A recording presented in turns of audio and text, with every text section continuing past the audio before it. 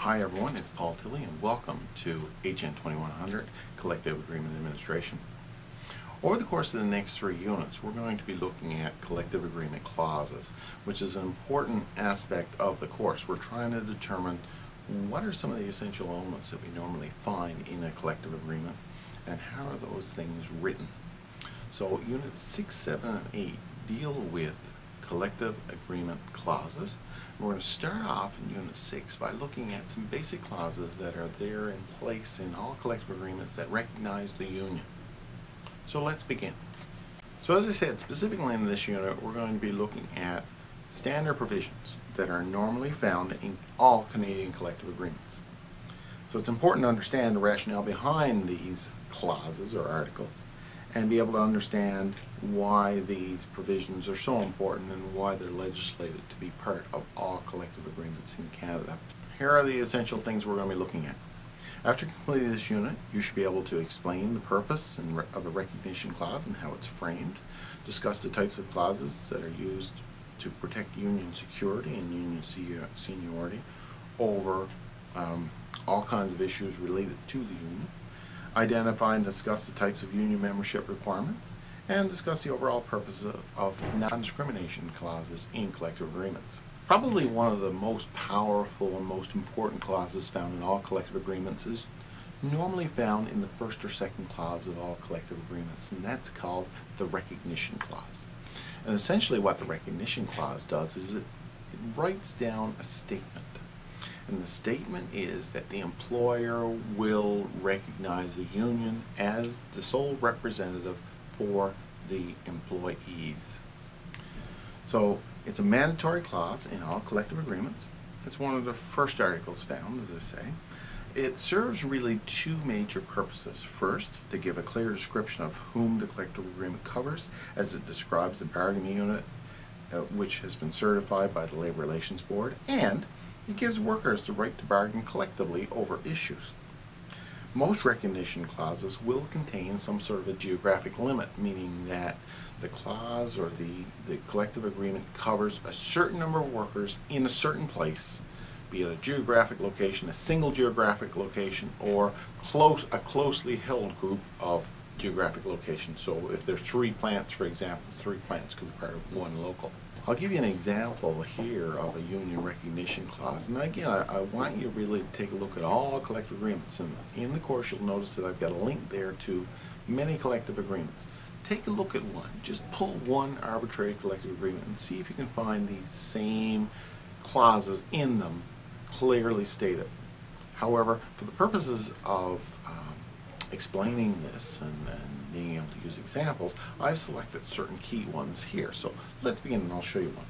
Here's an example of a recognition clause, for example, found in the collective agreement between the College of North Atlantic Instructors and the Government of Newfoundland through the College of North Atlantic. It's section 3.01, and it says, subject to clauses 3.01, B, and C, the employer recognizes the union as the sole and exclusive bargaining agent for all employees classified as instructors, instructional assistants, guidance counselors, researchers, and coordinators of disability services. A further enhancement on recognition clauses deal with protecting bargaining unit work. And you'll often find in collective agreements that the recognition clause goes beyond just recognizing the simple union, but to recognize the roles performed by the union.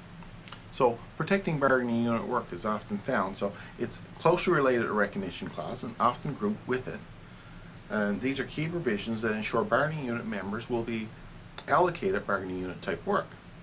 The purpose of this clause is to ensure non-bargaining unit members such as supervisors, subcontractors, part-time employees, if not covered by the collective agreement already, are restricted from performing work that's usually performed by the members of the bargaining unit. The question of whether an employee is covered by a collective agreement is a question of fact to be decided upon based on the work the employee is actually doing. So the Labor Relations Board really determines that sort of thing. Now, deemed non-bargaining members by the Labor Relations Board and by every employer would be supervisors, subcontractors, and part-time employees. So sometimes, for example, part-time employees are not considered. Certainly, supervisors, who are management types, and subcontractors would not necessarily be part of the union as well. I have an example here of protecting bargaining unit work that's found in the NAPE General Service Agreement. In it, section 10.01 says, work of bargaining unit. Managers and excluded personnel shall not work on any jobs which are included in the bargaining unit except for the purpose of instructing, experimenting, reviewing an employee's performance in the case of emergencies when regular employees are not available, or where the performance of the bargaining unit work usually forms part of the duties of the non-bargaining unit position. And B, with regard to the creation of new classification, the employer agrees that new classifications which are excluded from bargaining unit will not include major components of bargaining unit work. So in other words, it ensures it into the future, that bargaining unit into the future as well. Some collective agreements go even further to specify what subcontractors can do and how much subcontracting is allowed. Subcontracting refers to operations carried out by outside companies inside the workplace. So collective agreements often contain one of two types of clauses pertaining to allowing subcontractors in. The first one is an absolute prohibition. So this is an ironclad thing that says all work that's done inside this premises has to be done by the bargaining unit. So there's no subcontractors coming in. Now, in reality, most organizations have some form of contractors who have some specialty come in. So in this case, we tend to have a compromise clause or something like that in a collective agreement that says some contractors are normally not allowed unless it is something specific. And we have to ensure that if contractors are brought in, it does not result in layoffs or a reduction in the size of the bargaining unit. So again, it kind of allows the union to veto subcontractors coming in if they think that their bargaining unit will be put in jeopardy because of that. Collective agreements will also have several provisions in there that deal with union security, and again, related to recognition, but again, dealing more with how can we ensure that the union is well represented and maintains its representation within this organization. And there are a number of key elements that are often found in collective agreements that relate to union security.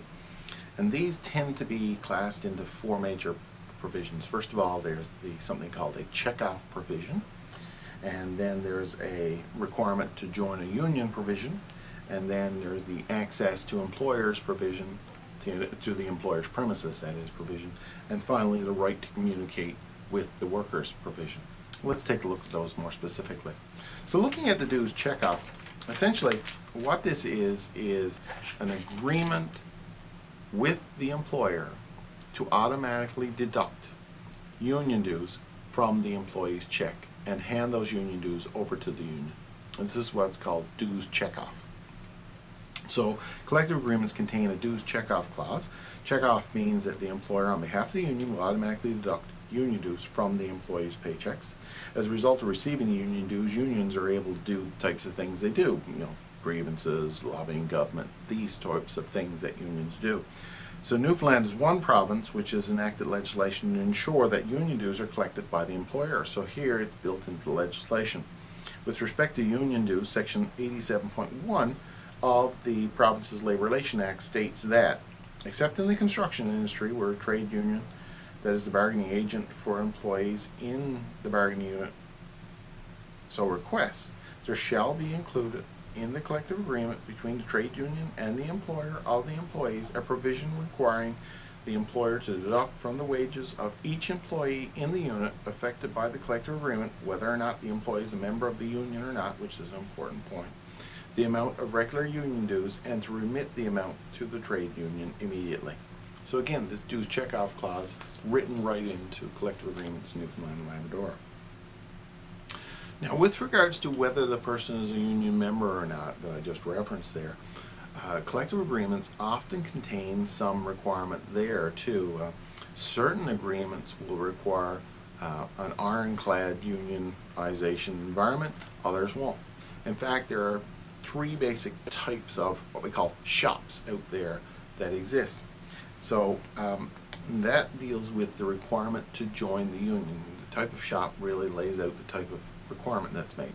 First of all, there's something called the union shop provision. The union shop provision, which applies to most collective agreements, including all government employees, the employee is required to become a member of the union the moment they get hired. So what happens is that you get hired and then you join the union. You're part of the union. There's no way that you can exempt yourself out of that. You automatically become part of the union. And if you're not part of the union, or if you're refused, you're no longer employed by the employer. So again, the union kind of dictates that everyone has to be in the union. The other type of provision is something called a closed shop provision. The closed shop provision is a little bit different. You have to be a member of the union in a closed shop before you come to work or before you get a job at the place. So in the union shop provision, you become a union member after you join. In the closed shop, you have to be a union member before you join. So in this case, the employer can only hire workers who are already members of the union. So this happens, for example, in the trades quite a bit. So you need to be in the carpenters union in order to get a job working on a site that deals with the carpenters union. And finally, we got something called the open shop. Now, the open shop means that it's your choice whether or not you join the union. Very few collective agreements will allow for an open shop because, again, people can decide whether or not they want to join the union. We run into this problem, and there has been a problem in Canada over the course of the years about, well, let's say I don't want to join the union and it's an open shop, that's fine. But the thing is, if you're all members of the union and you're paying the union dues and you get benefits from that, what happens to me? Do I get those benefits? Yes, I do. I get the benefits. If you get a salary increase, I get a salary increase too, because everyone's going to get paid about the same in a union operation. The trick is, though, I'm not a member of the union, but I benefit from it. And that's not so good. You're paying the dues, I'm not. I get the benefits, you get the benefits. So effectively, you're subsidizing my work.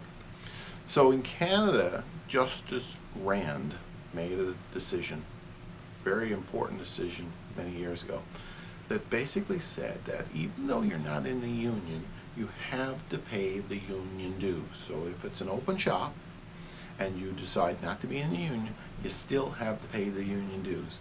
And this means that there will be no free riders. Effectively, if you receive the benefits of the union, whether you're in the union or not, you're paying for the union. The third element that's important in terms of union security is the ability to come onto premises. Once the union is in place, the union has to be able to talk to its members. So one of the things that it often does in collective agreements is it writes in a provision that says we will get access to the employer's place of work so that we can talk to our members if we need to. So many collective agreements contain clauses which give the union officials access to the employer's premises or worksite for the purposes of meeting with the employees on union business. Without clauses dealing with access to the employer's worksite, employers could deny union officials access and deny them the ability to actually deal with the members. So the union often tries to put in provisions that will allow it to come onto the worksite and discuss issues with their members. You'll see here too, I have some examples of union security provisions that are found in the public service credit union collective agreement. And here you'll see under union security 5.01, all employees within the bargaining unit shall become and remain members in good standing of the union. That means that it's really very much a union shop arrangement. In terms of checkoff, the dues, all dues will be collected by the employer and given to the union. And in terms of interviewing opportunity, 5.06 deals with the ability to communicate with workers. Final provision that's often found in collective agreements deals with non-discrimination clauses. And non-discrimination clauses provides employees with protection against discrimination based on human rights or union membership grounds. So they're not going to be discriminated against because they're a member of a union, effectively. So with respect to human rights, some collective agreements are silent on human rights clauses because we are afforded protection on their federal and provincial human rights. So sometimes these clauses are a bit redundant, especially if we're covered under human rights legislation. Non-discrimination clauses are almost always included in collective agreements when the union and the employees can choose whether or not they wish to join the union. So again, if you got an open shop arrangement, that's where you'll find these non-discrimination clauses. So common applications for non-discrimination clauses include things like preventing sexual harassment, forcing mandatory retirement, absenteeism issues, language requirements, and union discrimination, which prohibits discrimination based on whether an employee is a member of the union or not. So that's that first unit. In this is Unit 6. That's the first part, Part A. I want you to take a look at another collective agreement. Take a look, find those provisions in that collective agreement. And if you have any questions, you let me know. Thanks very much.